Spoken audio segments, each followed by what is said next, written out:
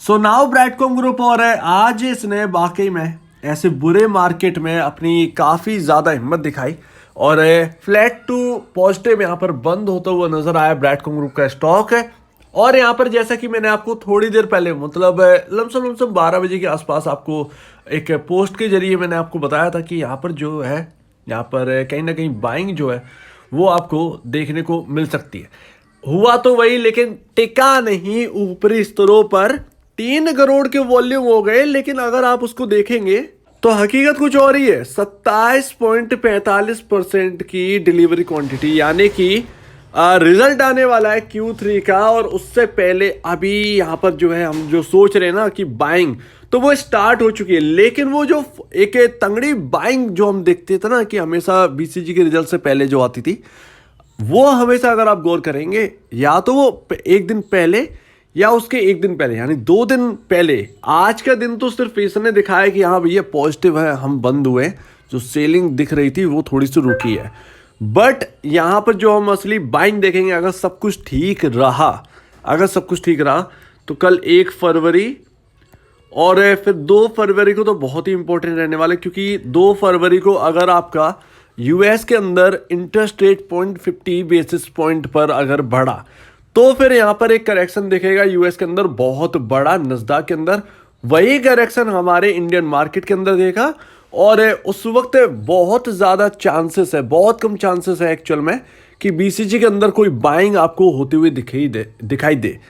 तो ये है पूरी बात। अगर वहाँ 50 बेसिस पॉइंट नहीं हुआ और मार्केट यहाँ ठीक ठाक खुला तो यहाँ पर 2 फरवरी को आपको बाइंग यहाँ पर देखने को मिल सकती है। इसके 99% चांसेस है। देखना यही होगा क्या बॉटम बनने वाला है, ये सबसे बड़ी बात है। कहाँ बॉटम, किधर की तरफ बनता है बॉटम, ये देखना बाकी है। तो डिलीवरी परसेंटेज से तो हमें समझ में आ गया कि ट्रेडर का ही यहाँ पर जो है खेल है।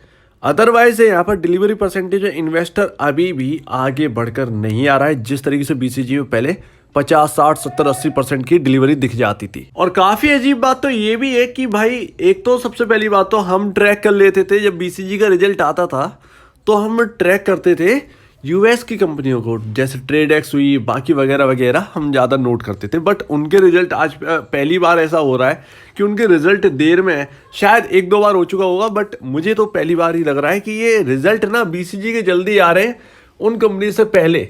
तो पहले ट्रेडेक्स का रिजल्ट आ जाता था लेकिन इस वक्त मैं ये नहीं कह रहा हूँ कि यहाँ पर किसके रिजल्ट पहले किसके रिजल्ट बाद में, एक अंदाजा हो जाता था कि एडटेक में कैसे रिजल्ट आ रहे हैं। मैं यहाँ पर बात कर रहा हूँ एक्चुअल में कि ज़रा आप इनके प्राइसेस देखिए। नस्डैक कहाँ से कहाँ पहुँच गया, ये स्टॉक्स वहीं पर हैं 52 हफ्ते के लो के आसपास। 52 हफ्ते के लो के आसपास है एयरटेक के सारे शेयर्स यूएस के अंदर यानी कि नास्डैक इंडेक्स में 52 हफ्ते के आसपास है। कोई $5 ऊपर है अपने 52 वीक्स लो से, कोई $10 ऊपर है, लेकिन सब 52 हफ्ते के लो के आसपास ही खड़े। किसी में बहुत बड़ी तेजी हमको देखने को नहीं मिली है, ये सबसे बड़ी बात है। तो पता नहीं क्या बीसीजी इसको फॉलो कर रहा है, ये कुछ नहीं पता है एक्चुअल में कि क्या बीसीजी ट्रेडेक्स को फॉलो कर रहा है या बाकी स्टॉक को फॉलो कर रहा है या यूएस की एटेक को फॉलो कर रहा है। नहीं, कोई अंदाजा नहीं है, कुछ भी नहीं पता। और ये सारी बातें ना एक तरीके से अगर कहते हैं कि ये फॉलो कर रहा वो फॉलो कर रहा तो ये यकीन नहीं होता कि ये फॉलो कर रहा होगा उस पर। तो ना इसके अलग चीज़ है बीसीजी के। बट ऐसी बात है भाई कि एडटेक का वहाँ पर भी जो है वो बहुत बुरा हाल है अभी भी नस्डैक के चलने के बावजूद भी। अब कल की वीडियो आपने देखी ली होगी जिस तरीके से मैंने आपको बताया था कि किस तरीके के नंबर्स आ सकते हैं बीसीजी के। और यहाँ पर देखिए आपका एक आपका हम सबका क्वेश्चन एक रहता है एक्चुअल में कि क्या यहाँ पर तेजी आएगी रिजल्ट के बाद। आएगी भाई। ट्राइडेंट में देखिए 8% की तेजी आई है। देखिए रिजल्ट के बाद ट्राइडेंट की तो बहुत बुरी हालत थी। पहला क्वार्टर ऐसा है कि मार्जिन जो है अप गए, डाउन जा रहे थे, ऑलमोस्ट यहाँ पर 10% पर मार्जिन पहुंच गए थे ट्राइडेंट की। तो ये हालत थी। तो आएगी, तेजी आएगी, बट वो तेजी सस्टेनेबल होनी चाहिए। बीसीजी के अंदर काफ़ी सारे लेवल्स पड़ेंगे, उनको क्रॉस करने चाहिए। बाकी ये रहा बीसीजी का चार्ट और हम अपनी बात को खत्म करेंगे। आपको बीसीजी के नंबर में दोबारा याद दिला देता हूँ। 1950 करोड़ के आसपास की नेट सेल आने का अनुमान है और यहाँ पर आपका प्रॉफिट जो है 355 या कहें 350 से 360 करोड़ के आसपास, मुझे याद नहीं कल क्या बोला था, 350 से 360 करोड़ के आसपास का नेट प्रॉफिट का अनुमान है। और अगर ये आते हैं तो ही एक्सपेक्टेशन को मीट कर पाएगा। जो मैनेजमेंट है जिसने कहा था कि 7100 करोड़ का हम नेट सेल करके दिखाएंगे जब मार्च अप्रैल के रिजल्ट आएंगे Q4 और एनुअल रिपोर्ट, तो उसमें नेट सेल जो होगी पूरे साल की 7100 करोड़ की होगी। अगर ये रिजल्ट ऐसे नहीं आए Q3 के तो फिर यहाँ पर जो आपने आंकड़ा दिया था 7100 का वो नहीं छू पाएंगे। तो ये है बड़ी बात जो कि अब हमें नोट करनी है, क्योंकि Q4 ठंडा रहता है, कैसे कंपनी क्या करेगी पता नहीं। अब देखिए चार्ट को देखकर तो वास्तव में एक डर सा महसूस होता है कि बीसीजी के अंदर चल क्या रहा है एक्चुअल में। लेकिन जो भी है हम जानते हैं कि बीसीजी के अंदर क्या चला है। ऑलमोस्ट यहाँ पर वाइप आउट हो चुकी है, 25 रुपए का शेयर रह चुका है। कहाँ 125 का अगर हम एडजस्टेड वाला देखें, कहाँ थे कहाँ है अभी इस वक्त।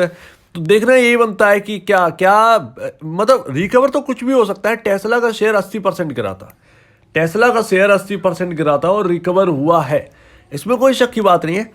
मैनेजमेंट तो अच्छा होना चाहिए। एलन का भी हाल कुछ अपने मैनेजमेंट जैसा ही है, उनका भी हाल, उस पर भी कोई भरोसा ज़्यादा नहीं करते हैं, लेकिन शेयर में जो है वो रिकवरी आई है अच्छे नंबर के दम पर। सो लेट्स सी क्या यहाँ पर बीसीजी के नंबर्स इसको बदल पाएंगे या नहीं, या फिर सिर्फ और सिर्फ फॉरेंसिक ऑडिट की रिपोर्ट ही चाहिए मार्केट को बीसीजी को चलने के लिए। सो ये तो देखना होगा। बट इस वक्त यहाँ पर हम बंद हुए हैं वो आज एक फ्लैट क्लोजिंग थी, लेकिन अच्छा था। काफ़ी दिनों की गिरावट के बाद एक ग्रीन कैंडल बनती हुई नजर आई है।